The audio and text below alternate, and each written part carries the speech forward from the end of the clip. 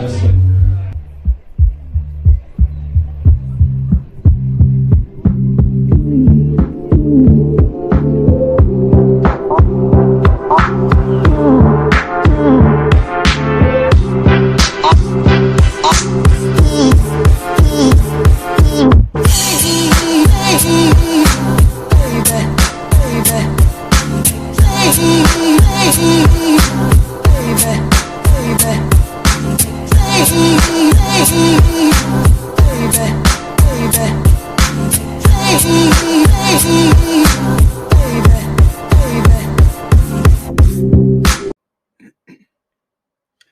Hello and welcome to Mad City Podcast.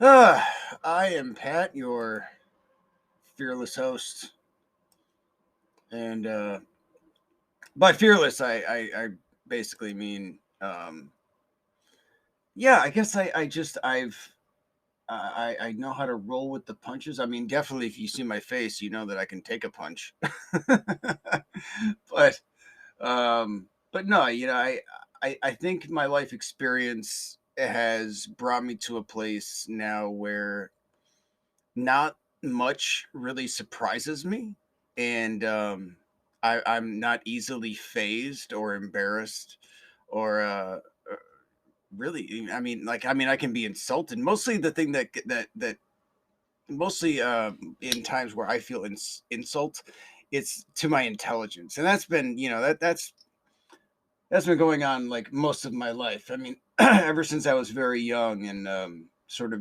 came online, if you will, in my self awareness. Shortly after the passing of my father, I didn't have it in me anymore to concede to any insult of integrity or condescension.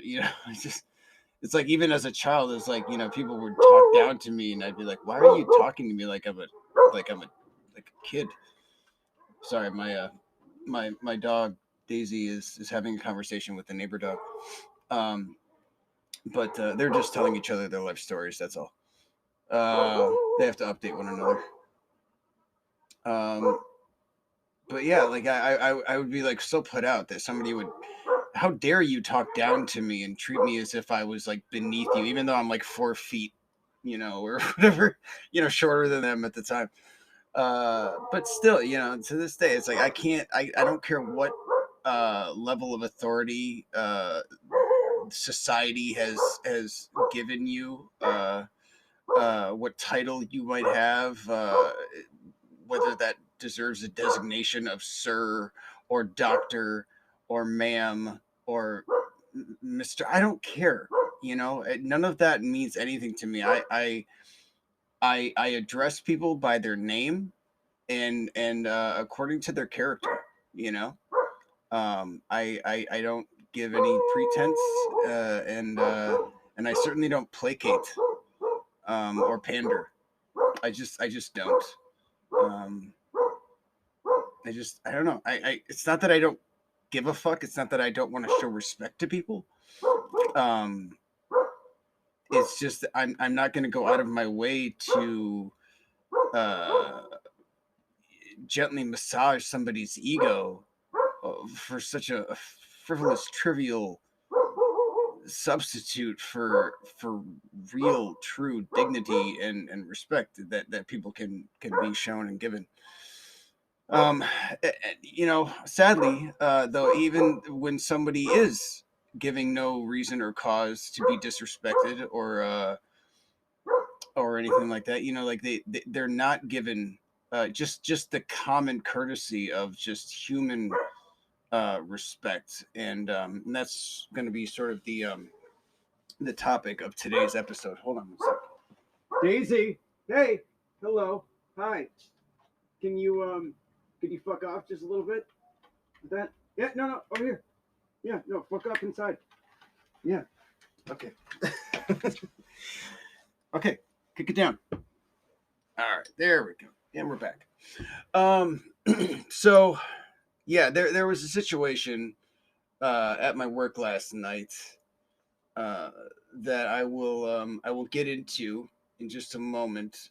First, I want to talk about sort of a broader concept of things. So we're going to be talking a little bit about racial disparity and the discrepancies that I have seen and continue to see uh, with people in regard to their attitude and approach and opinion toward um, people of a different color, ethnicity, or socioeconomic status, or perhaps concept of reality, I guess you could say. You know, uh, Basically, people, who suffer from grave uh, emotional and mental health issues. So, I guess I want to kind of just start off by saying, like when we talk about the Black community and that Black Lives Matter, the immediate response from so many is the retort that all lives matter. The seriousness, urgency, and desperate call for help is lost in poorly enforced semantics such as that. To insist that all lives matter as a contrite way of contesting the cry of a people struggling to succeed in a country that uses the word tolerance as if it were waiting for mosquito season to end, and is not only insulting and condescending, it is in itself a backwards bigotry grounded in racism and born of fear. I really think that racism. Obviously, I wasn't around for the hundreds of years leading up to this moment, but I feel like the the place of racism has shifted sort of like over time when Black people were enslaved and so subservient and like in their place as just labor and not seen as even remotely human. um that white people didn't have any reason to fear them, no matter how big or strong they were. And I think white people were often sometimes, I mean, maybe some of the ones that would like be inching towards like a wiser perspective were like, well, why don't they just I think was in Django Unchained, Leonardo DiCaprio's Monsieur Kendi, begs the question at some point, like, why don't they just kill us? Like, why don't they? Um, Not to suggest that he was inching toward, a greater perspective in any way. He was an awful, evil man in that movie. But, but yeah, like, why? And I think after racism, or I mean, racism, Jesus, after slavery kind of dissolved, or at least transformed into mass incarceration. That's a topic for a whole other thing. But it was like, yeah, why don't they revolt? And now that people have been given more freedoms, and people are angry. It's like when we see these examples of like why was the Capitol siege not dealt with appropriately, or at least with the same kind of tactics that are used against people of color, or even people that are supporting people of color, when they just simply are raising their voices, not so much looking for blood, and trying to like cause like upend democracy, just simply just wanting to be heard, and their point to be appreciated. Like, hey, just can you not kill us with so much impunity? Well, I mean, like, I know it's a lot to ask, but yeah, it's like, oh, it's fine. Yeah, we'll just like they're pushing really hard. Let's just move the gate, and taking selfies with people, like just giving just no wonder white people feel so entitled in this country, and these people just go and siege a Capitol building and then go home and then bitch about traffic along the way, and then once scratching their heads wondering why they get lose their job because they posted on social media that they committed a felony and we're proud of it. It's like It's like the entitlement is so deep. It's like, but it's like, yeah. Anyway, sorry, I'm getting off track. The fear, it's racism is more based in fear now than superiority. Um, it's like if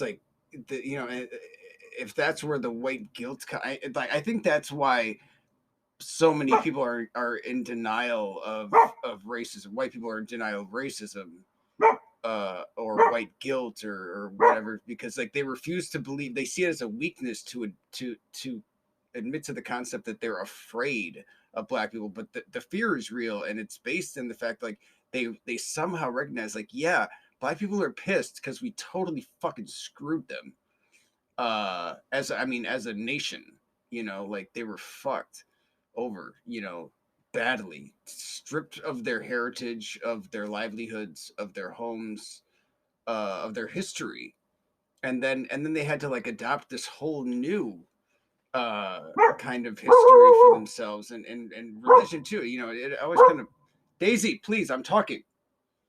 And it always kind of blows my mind that how many black people in this country are Christian still, given that Christianity and the Bible was just shoved down their throats as a tool, for keeping them in line, a way of like mass control. um they still adhere to the culture and beliefs of Catholicism, Roman Catholicism, and Christianity. And it's so, I don't know, it's just bizarre to me. But either way, it's just like, yeah, they have every right and reason to be upset, and to simply not even asking. Most black people that I've known really don't shout from the rooftops about reparations. They just want basic human, respect, and to be treated with dignity, and given the same human rights that most white people are given, without thought or concern. Not a lot to ask for. But like, there are those who want so badly to believe that we live in a land where opportunity and success waits for anyone with the free will to improve their situation. However, I feel success and free will go hand in hand, and for generations, free will has uh, will was absent, from the black people in this country. I mean, have we forgotten that every race, ethnicity, and nationality that did not originate here made a decision to come to America of their own free will? That is, of course, except for African Americans. Everything that the black community has in this country, they have had to build from the scraps of a hateful master's table, and in a country that despised them from day one, no less.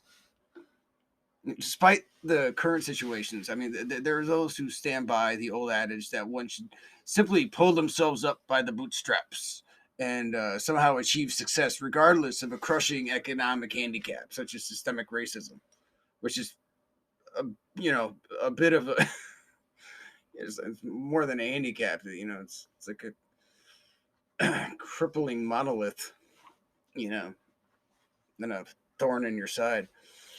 Um, I mean, such absurd maneuvers, would make better sense, I think, in expecting like the starving people of Ethiopia, like the Ethiopian desert people, to like to become farmers and feed themselves. While here in America, it's as if there's a carrot on a string, beckoning people toward like a largely unattainable goal of achieving the awe-inspiring American dream. It's like, oh, just a little farther, you could reach it. And it's almost like people get off on seeing the struggle, you know, of this unattainability, or this unattainable goal. Yeah, I think there needs to be a continued dialogue about racism, um, but many people, generally whites, become extremely sensitive to the topic. I mean, have we become such a petrified people, so subdued by soft language that we cannot have a grown up conversation without being flippant and dismissive to the obvious plight of a single group of people at any given time? And once again, it's like, well, yeah, sure, I guess Black Lives Matter. But what, do all lives matter? It's like that's not the conversation. That's not the topic that's on the table. It's like, like a good friend of mine once said that, when somebody uh, comes back with, well, all lives matter, like, and tries to, be dismissive of the Black Lives Matter statement.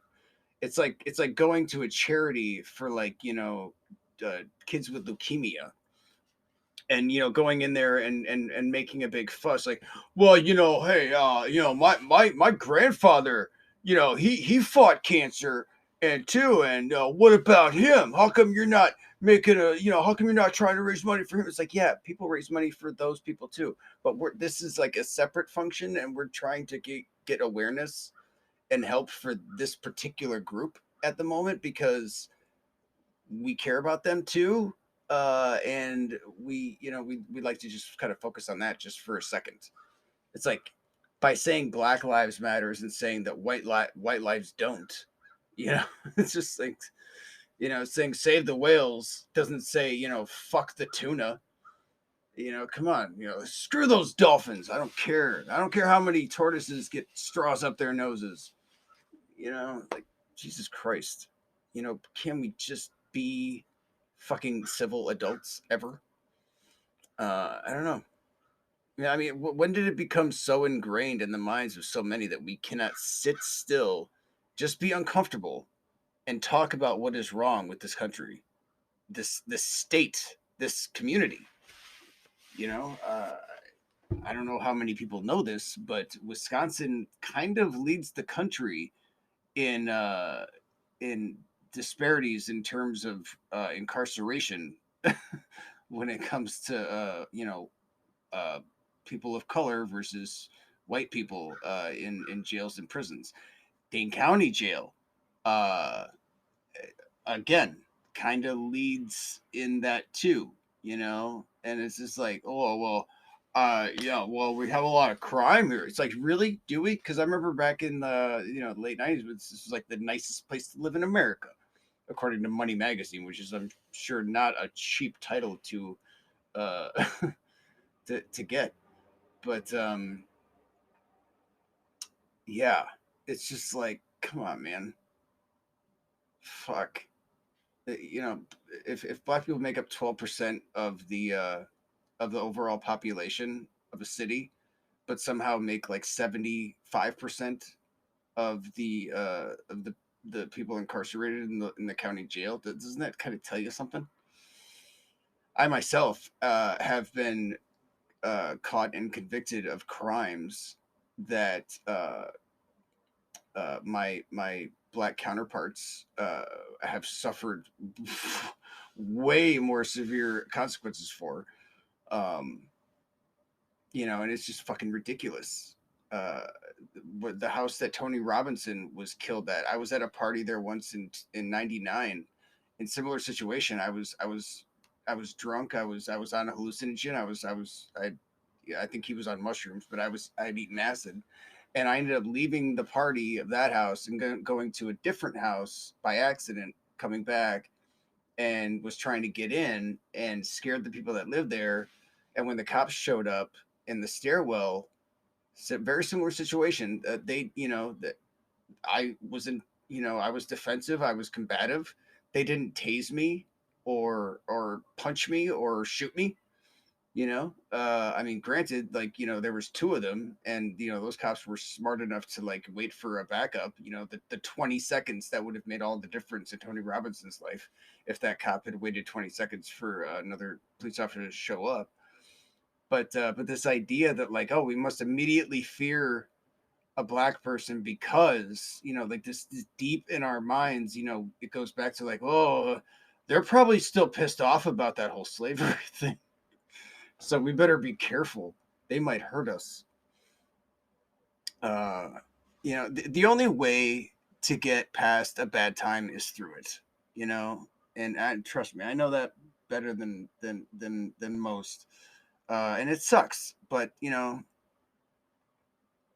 that's just how it is. And this town has been quietly resting, complacent, in the recesses of subtle racism for far too long. Really, I mean, please understand that I am not martyring myself. I believe I have the capability to speak up in a voice more white people will find it hard to ignore. It's just that's the that's my privilege, and I choose to use it in this way. And if not agree, perhaps and have the courage to debate, these things because I mean, we have to have these conversations. We just simply have to. It seems to be too easy for some whites to dismiss the voice of the black community. However, when someone with an Anglo-Saxon heritage speaks out, those who might otherwise change the channel, turn the corner, or otherwise close their minds, cannot help but listen. If not reluctantly.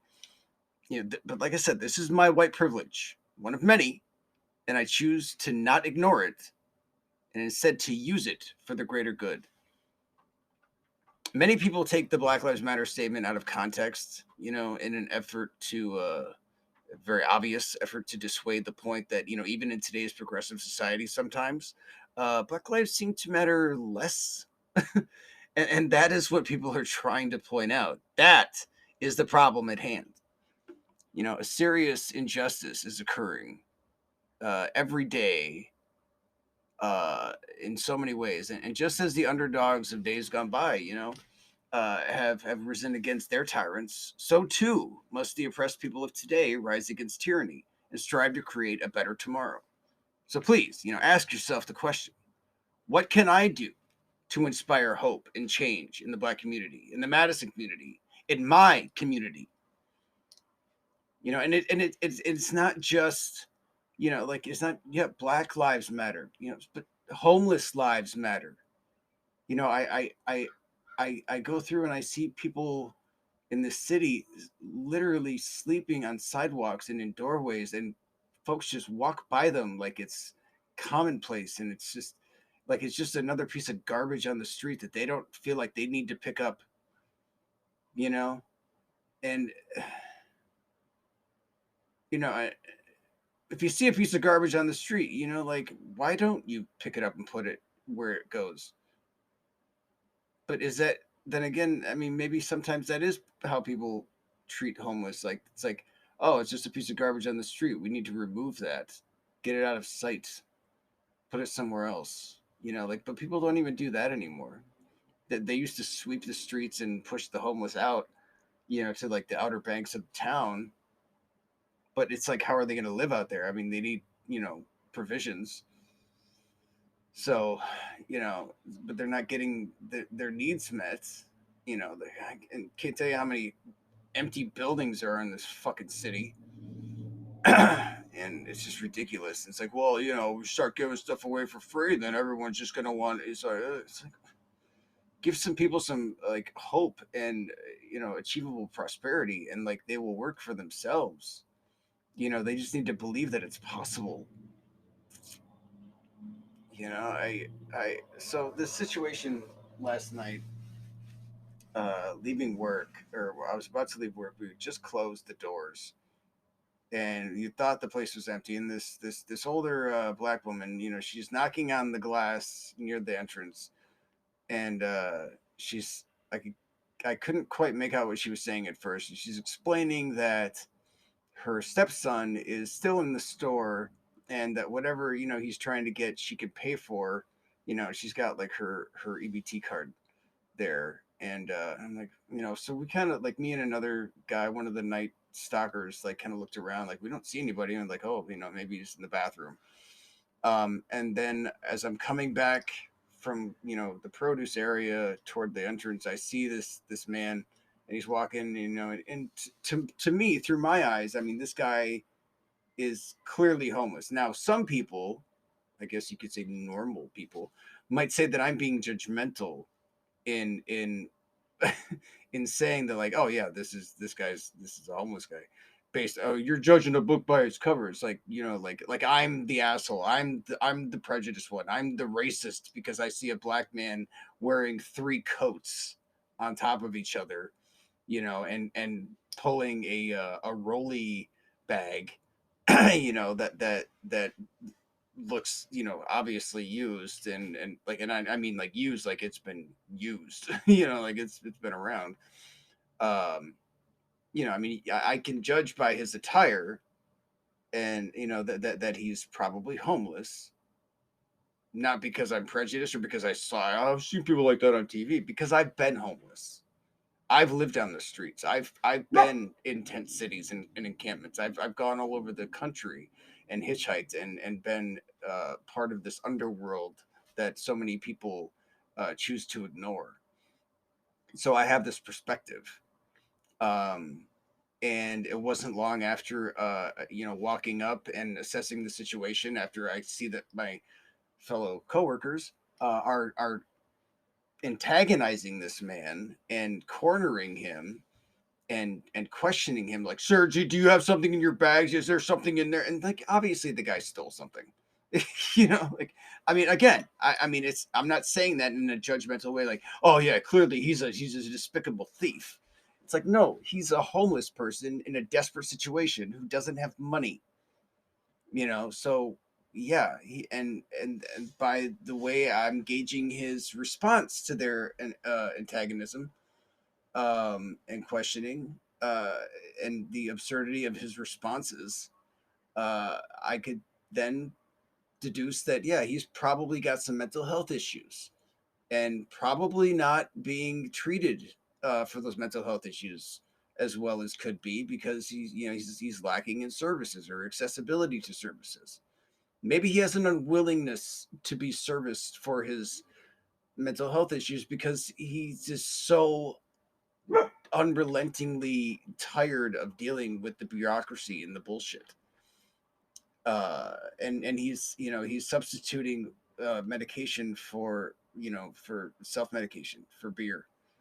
Um, and then he's I could see it in his eyes, of course, because that's all we can see because we're masked up and everything.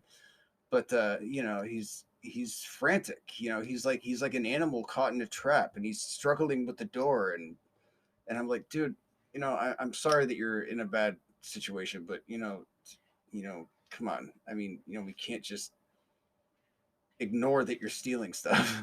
I mean, but these other people that work there, they're like, they're getting all panicked.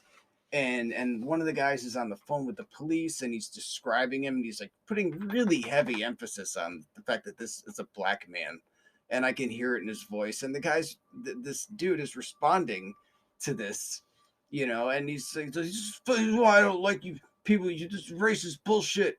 And it's like, oh, this is not about race. Or it's like, but kinda, yeah, a little bit. I mean, it's definitely there. Maybe it wasn't like the inciting issue, but it's definitely part of it. And I told it, he's like, you people are trying to keep me here, you're trying to kidnap me. And it's like, this is where, like, he's getting really afraid now. And this is where the situation could really turn. And he says something that I thought was kind of amusing and almost adorable in a very sad way. He's like, don't make me. I don't want to have. Don't make me use this. And he's kind of, he puts his hand over his pocket as if to imply, that he has a weapon. And I'm like, dude, come on, you don't have a gun. And somebody might say, well, how do you know, Pat? How do you know he doesn't have a gun? How do you know? How do you know he's not a dangerous criminal just out for blood? It's like, because if he had a fucking gun and he's in the store as we're about to close, as I'm like cashing out the drawers, he would have fucking used the gun to rob us. Genius. Like, duh. I mean, fuck. Come on, man. He's not going to go through the trouble of, you know, uh, maneuvering himself through the store and then shoving, like, a 12 pack of fucking domestic beer in his fucking backpack. If he has a weapon that he could brandish and just get a bunch of money, it's just not gonna happen. So, and so they're freaking out, obviously. Oh, he might have a gun. And I'm just standing there, and he stepped right up to me, and he looked at me like I think he was trying to give me the crazy eyes, but all I saw in this guy's eyes was just fear and sadness, and just desperation. And I'm like, dude, like, we're not keeping you here, man. Like, the door's just locked. All you got to do is just turn the knob. I mean, seriously. And then eventually he walked out, and I'm standing at the doorway, and I'm like, hey, man, I hope things get better for you. I do. Meanwhile, the dude's still on the phone with the cops, and like then these two guys, these stalkers, these nighttime stalkers, like they follow him down the sidewalk, still, like, I don't even know what they were saying to him, and he's hollering back, and eventually the cops came down and apprehended him, and then they bring back the beer that he took, the 12-pack of Miller Lite. And the whole thing was just so uh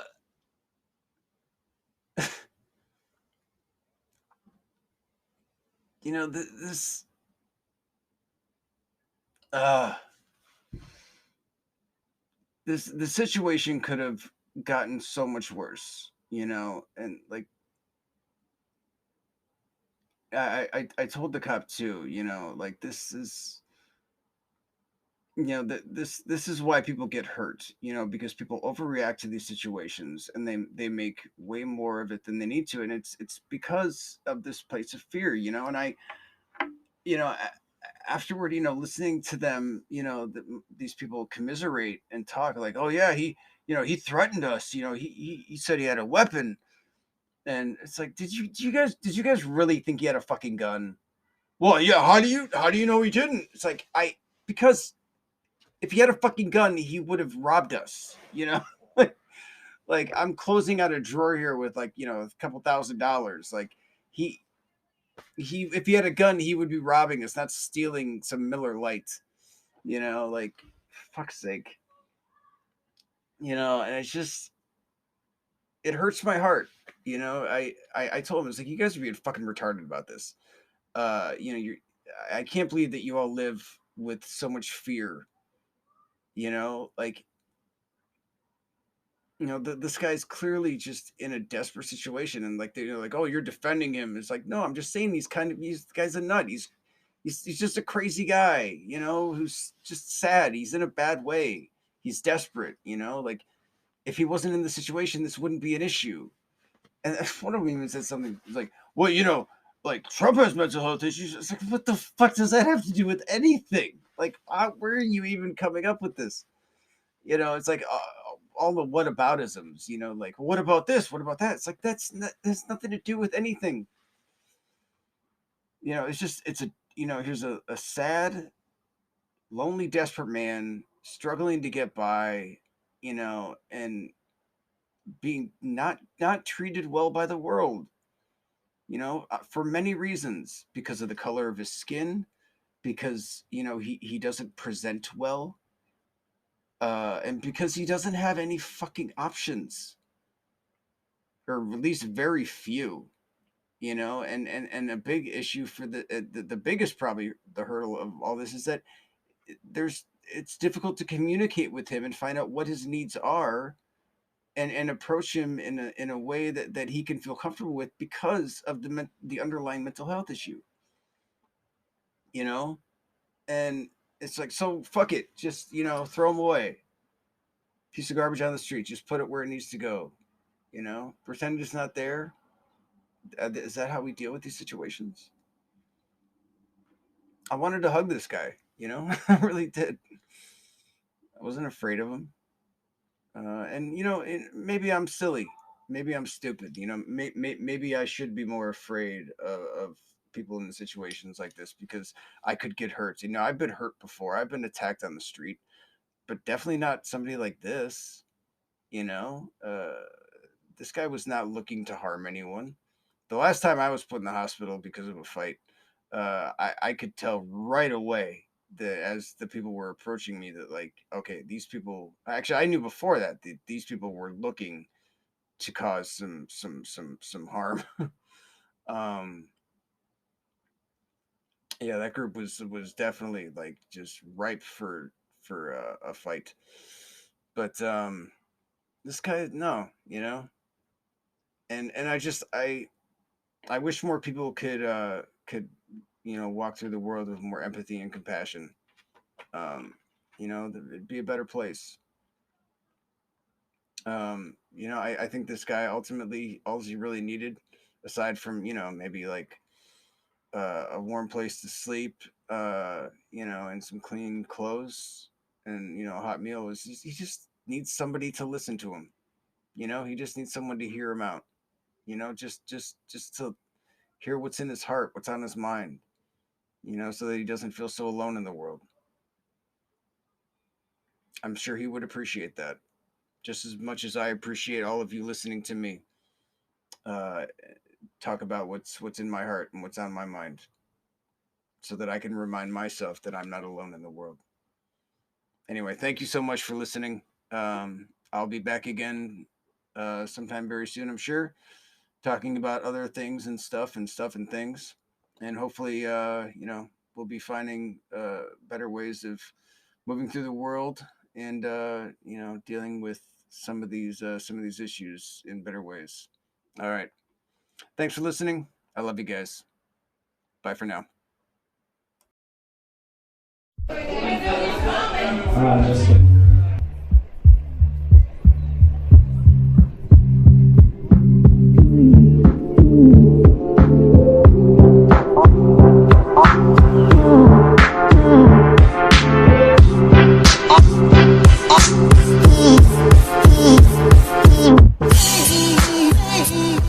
Hello and welcome to Mad City Podcast. I am Pat Kempfer. I am your host. Thank you for joining us.